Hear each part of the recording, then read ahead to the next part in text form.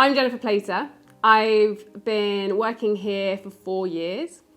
I've been an English teacher for 3 of them, and I'm currently acting head of English. I'm actively part of the rowing programme, so I help coach rowing usually 3 times a year and 3 afternoons, which is great because we have the river just up the road.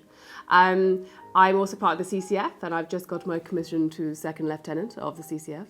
And that's every Monday afternoon, so we go and we teach drill. I also am a fully qualified bushcraft instructor, so when the apocalypse happens, I'm your gal. One really nice thing we do as part of the English department is this thing called Yellow Hour, where it's usually once or twice every term. We take the kids to some location around school, which while I've been running it has mostly been into the woods, where we build a fire, we have hot chocolate and marshmallows, and the whole point of it is getting kids to share their creativity. And we've had all sorts. We've had juggling, we've had bands who have come and set up their drum sets in the woods, which has been really special. We've had a lot of poetry, short stories, music. So someone brought their flute and did a whole flute piece to us once.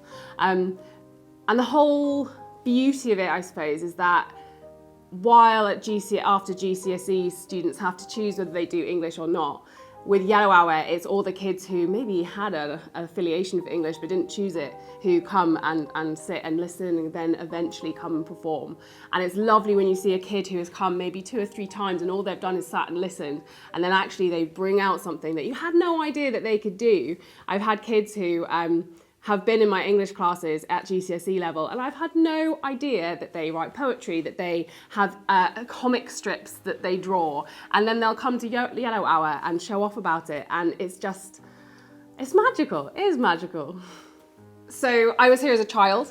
I came here from Shells all the way to 6th form, and it's a lovely feeling coming back and teaching here. I did go away first to make sure I wasn't institutionalised, and I taught at a few schools in Surrey and the surrounding area. But there is something lovely about coming back and teaching with teachers who taught you, even though I will never be able to call Mr. Sparkle anything other than Mr. Sparkle. There's something really special about the Canford ethos, I would say the Canford vibe, in terms of it's so family-centred as a school, in that you can walk around, and I would say that this is something that I've said to the kids who possibly are thinking of going into teaching.